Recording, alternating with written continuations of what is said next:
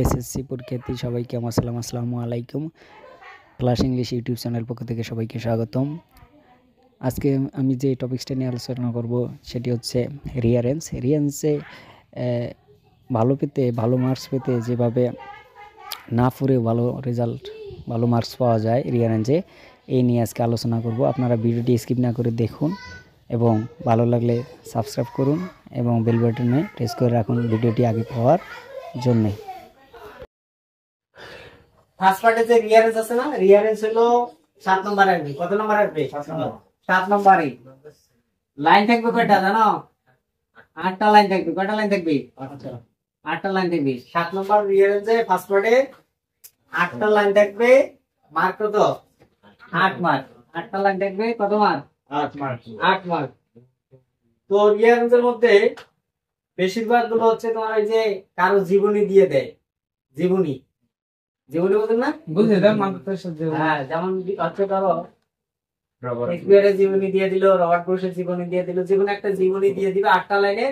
এখন ওই 8টা লাইনকে সাজায় লিখতে হবে, কোনটার পর কোনটা হয়েছে একটু প্রমাণ হিসাবে লিখতে হবে। জন্মের আগে তার মৃত্যু হয় না। জন্মের আগে মৃত্যু হয়? জন্মের আগে মৃত্যু হবে না, কিন্তু জন্মটা আগে হবে, তাহলে জন্মের লাইনটা আগে হবে। মৃত্যুর লাইন শেষে মৃত্যু হয়, তাহলে মৃত্যুর লাইন শেষে হবে। এইরকম কিছু লাইন দিয়ে রাখে, যেটা মিল করে লিখতে হয় একটার পর একটা। যেমন 5 তলাতে উঠতে গেলে প্রথম তলা, দ্বিতীয় তলা, তৃতীয় তলা। একটা তলা তো লাভ দিয়ে ওঠাও যায় না, ঠিক রিয়ারেন্সটাও ওই রকম সাজায় লিখতে হয় একটার পর একটা, কোথা থেকে কোথায়। 1-এর পর 2, 1-এর পর 3 হয় না কখনো, প্রমাণের সুবিধা। 1-এর পর 3 লেখা যাবে না, এইটা হলো রিয়ারেন্স। এটা কি রিয়ারেন্স? 1-এর পর যে 2 হয়, 1-এর পরে 2টাই লিখতে হবে, 1-এর পরে 3 লেখা যাবে না। 3 লিখলেই তো ভুল, 3 লিখলেই ভুল, একটা বাদ দেওয়া যাবে না, একটার পর একটা। তো রিয়ারেন্স গুলো করতে হলে বেশিরভাগ রিয়ারেন্স আছে হচ্ছে জীবনী থেকে। কি থেকে? জীবনী থেকে। এখন এটা দেখো, এই একটা এই হচ্ছে একটা, আর এইটা একটা। কয়টা হইলো? 4টে অংশ। কয়টা অংশ? 4টে অংশ। এই 4টে অংশ যদি একটু ভালো করে বোঝেন, তাহলে মোটামুটি তোমার এই যে 8টা লাইনের মধ্যে 5-6টা অটোমেটিক পাবেন। 5-6টা লাইন অটোমেটিক বলতে পারবেন। হ্যাঁ, 5-6টা যদি বলতে পারেন তাহলে আর 2-3টে এমনি পাবেন। কিছু কিছু আছে, দেখো এখানে লেখা আছে সাম ডিপেন্ডস অন মিনিং। কিছু বাক্য আছে শুধু অর্থের উপর নির্ভর করে তোমাকে একটার পর একটা লিখতে হবে। আর কিছু আছে যেটা দেখে লিখতে পারবেন। ওই যে পড়াইছি না এটাকে কি পড়াইছি? এর আগে যে তোমার পড়াইলাম, দেখলেই লিখতে পারবেন, দেখলেই বলতে হবে, দেখলেই বেশি পড়ার দরকার নাই, দেখলেই যেন বলতে পারেন। এটা থাকলে হ্যাঁ, এইটা থাকলে এইটা, দেখলেই বলতে পারবেন, দেখলেই কি করতে পারবেন? বলতে পারবেন। এখন দেখেন ওই রিয়ারেন্সের যে 8টা লাইনটা থাকবে, কয়টা লাইনটা থাকবে? ওই 8টা লাইনের মধ্যে প্রথম স্টেপ, এই যে একটা স্টেপ আছে না, এই স্টেপটার মধ্যে প্রথমে খুঁজবেন যে এই শব্দটা হিয়ার, এই শব্দটার নাম কি? হিয়ার। প্রথম হচ্ছে কোনটা? হিয়ার। এই শব্দটা ওই 8টা লাইনের মধ্যে কোথাও আছে কি না। 8টা লাইনের মধ্যে যে বাক্যের মধ্যে এই হিয়ার শব্দটা থাকবে, ঠিক ওই বাক্যটাই প্রথমে লিখবেন। আচ্ছা, এখন যদি হিয়ার না পান, 8 লাইনের মধ্যে যদি হিয়ার না পান, তাহলে খুঁজবেন হচ্ছে গ্রেটেস্ট আছে কিনা। হিয়ার না পেলে কি খুঁজবেন? গ্রেটেস্ট। একটার পর একটা, যেটা পাবেন না সেটা বাদ, তারপর খুঁজবেন হচ্ছে গ্রেটেস্ট আছে কিনা। গ্রেটেস্ট যদি না পান, তারপরে আসবেন ওয়াইজেস্ট আছে কিনা। মানে একটার পর একটা খুঁজতে থাকবেন, তাহলে হিয়ার পাইলে ওটা প্রথমে লাইন নিয়ে আসবেন। যদি হিয়ার না থাকে গ্রেটেস্ট পাবেন, গ্রেটেস্টটাই ওই লাইনটা প্রথমে নিয়ে আসবেন। তারপর হচ্ছে ওয়াইজেস্ট, এই দুইটার একটাও পাইলেন না, ওয়াইজেস্ট পাইছেন, তাহলে ওই লাইনটাই প্রথমে নিয়ে আসবেন। 3টার একটাও পান নাই, লেখা আছে ওয়ান্স আপন এ টাইম, তাহলে এই লাইনটাই প্রথমে নিয়ে আসবেন। এখন এই 4টার একটাও পাইলেন না, খুঁজবেন। তারপর হচ্ছে খুঁজবেন বর্ন, জন্মসাল, জন্ম তারিখ কোন বাক্যের মধ্যে আছে, জন্ম তারিখ কোন বাক্যের মধ্যে আছে, ঠিক ওই বাক্যটাই নিয়ে আসবে। এখন দেখেন গিয়ার লাইনটা খুঁজে পাইছেন, গিয়ার লাইনটা খুঁজে পাইছেন, এটা প্রথমে লিখলেন। তারপরে দেখেন যে আবার বর্ড লাইনটা খুঁজে পাইছেন, তাহলে এইটার পরে কিন্তু এইটার পরে এটা মনে রাখেন, যদি এটা এক নম্বর হয়, এটা যদি 2 নম্বর হয়, এটা 3 নম্বর যদি হয়, তো এটা যদি পান তারপরে এইটা পানলে কিন্তু এইটা পাইছেন, তাহলে এটার পর থেকে এইটা লাইনটা আসবে। এই লাইনটা লেখার পরে এইটা যেখানে যে বাক্যের মধ্যে আছে সেই লাইনটা আসবে। আবার যদি দেখেন যে এইটা পাইছেন, এই চারটার একটা পাইলেন না, এইটা পাইছেন, তাহলে এটার পরে এটা আসবে, এটার পরে এটা আসবে। ঠিক আছে, আর উপরের চারটে একটা পাইলেন না, এটা পাইছেন, তাহলে এইটাই প্রথমে আসবে। ঠিক আছে, যেটার পর যেটা পাবেন ঠিক ওই লাইনটাই প্রথমে নিয়ে আসবেন, তারপরে পরে আসবে আর কি। তারপরে আসো দেখো, এই স্টেপ শেষ হওয়ার পরে আরেকটা স্টেপ হচ্ছে খুঁজে বের করবা যে ফ্যামিলি লেখা আছে নাকি কোনো বাক্যের মধ্যে।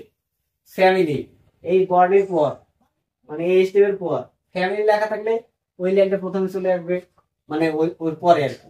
তারপরে যদি অরিজিন পান তাহলে অরিজিনটা আসবে, যদি ফ্যামিলি না পান অরিজিন পান তাহলে ফ্যামিলি নাই, অরিজিন আছে এটাই আসবে ওর পরে। তারপর হচ্ছে এগুলোর একটাও না পাইলে দেখবেন যে ব্রাদার সিস্টার আছে, ব্রাদার অথবা সিস্টার আছে, এগুলো না পাইলে ফাদার দেখবেন অথবা মাদার দেখবেন, মানে যার পরে যেটা পাবেন সেটাই আস্তে আস্তে স্টেপ বাই স্টেপ নিয়ে আসবেন। নিয়ে আসার পরে এই স্টেপ শেষ হওয়ার পরে আর দেখবেন যে হুড, মাদার শেষ হওয়ার পরে কি আছে, হুড খুঁজবেন। হুড যদি পান তাহলে এই লাইনের পরে হুড বুঝবে। ঠিক আছে, এখন এই স্টেপ শেষ হওয়ার পরে আসবে সে কি কাজ করছিল, কি কাজ করছিল, পড়াশোনা করছে। পড়াশোনা থাকলে দেখবো যে স্টাডি লেখা আছে, বাক্যের মধ্যে কি লেখা আছে, স্টাডি। তাহলে হুডের পরে স্টাডি চলে আসলো, কি চলে আসলো, স্টাডি। যদি স্টাডি না করে থাকে তাহলে বিকেম, সে কি হয়েছিল, ডাক্তার ছিল, কৃষক ছিল, ফার্মার ছিল, বিজ্ঞানী ছিল, কোনটা ছিল, একটা পেশা, কি এটা পেশা। তাহলে হুডের পরে যদি পড়াশোনা না পান তাহলে পেশা পাবেন খুঁজে। পড়াশোনা পাওয়ার পরেও কিন্তু আবার পেশা থাকতে পারে। তাহলে যদি হুড পান, হুড পাওয়ার পরে হচ্ছে দেখেন যে পড়াশোনা আছে, পড়াশোনা দিলেন, তারপরে যদি আবার পেশার লাইনটা পান তাহলে পেশার লাইনটা দিলেন, মানে একটার পর একটা দিতে থাকবেন। পরে আসে পেশা দেওয়ার পর সে কি কি পছন্দ করতো, দেখবো যে ফন্ট লেখা থাকবে, কি লেখা থাকবে, ফন্ট। যে বাক্যের মধ্যে ফন্ট লেখা থাকবে তাহলে পেশার পরে পরে এই ফন্টের লাইনটা চলে আসবে। আবার ফন্ট না থেকে আবার লাইক থাকতে পারে, লাইক মানে পছন্দ করা, লাইক মানে কি পছন্দ করা, তাহলে এই লাইনটা আসবে। তারপর হচ্ছে ডিসলাইক, এই লাইনটা আসবে। তাহলে এটার যদি পাইলেন পাইলেন, না পাইলেন নাই, আপনি বুঝবেন হচ্ছে স্ট্রাগল শব্দটা। স্ট্রাগল মানে হচ্ছে সংগ্রাম, স্ট্রাগল মানে কি সংগ্রাম। এই শব্দটা বুঝবেন, এটা না পাইলে আবার হার্ডশিপ, হার্ডশিপ এই শব্দটা বুঝবেন। এটা না পারলে এটা পাবেন, যেটা পাবেন সেই লাইনটাই লেখা শুরু করবেন, একটার পর একটা খুঁজতে থাকবেন। আর সর্বশেষ হচ্ছে রেজাল্ট, সর্বশেষ কি রেজাল্ট অথবা মৃত্যু পাবেন। কি পাবেন, মৃত্যু পাবেন। মৃত্যু সর্বশেষে যাবে, কোথায় যাবে, সর্বশেষ যাবে। মৃত্যুর পরে আর কোনো ঘটনা থাকে না, ঘটনা থাকে না, কিন্তু একটা ঘটনা থাকে, সেটা হলো মৃত্যুর পরে কবর কোথায় দেওয়া হয়। এই লাইনটা থাকতে পারে যে মৃত্যু হইলো, মৃত্যু হওয়ার পরে তার কবর দেওয়া হয়নি, তো মৃত্যুর পরে তো, মানে মৃত্যুর পরে কোনো ঘটনা থাকে না, কিন্তু কবরটা যদি থাকে যে এখানে কবর দেওয়া হয়েছে তাহলে এটা মৃত্যুর পরে, তাই না। আপনার ডেথ, তারপরে কি করা হয়, কবরে গেছি, কবর দেওয়া বাড়ি। একটার পর কি করবেন, একটা খুঁজবেন। আর এগুলো যদি না পান, কিছু কিছু আছে সব, মানে সব ক্ষেত্রে এটা মোটামুটি হয়ে যাবে, কিন্তু কিছু কিছু বাক্য আছে যেগুলো হচ্ছে তোমার কিছু অর্থের উপর নির্ভর করবে, কিছু একটু অর্থের উপরে নির্ভর করবে। আর এমন তো নয় যে একবার সব অর্থে জানেন না, এটা তো নয়, এক না হলে জানেন। আর যদি সব অর্থ না জানেন তাহলে তো ভুলুর কথা আরেকবার বলা লাগবে না। ঠিক আছে, তাহলে একটার পর একটা, একটার পর একটা খুঁজে বের করে সুন্দর করে দিবেন। ঠিক আছে,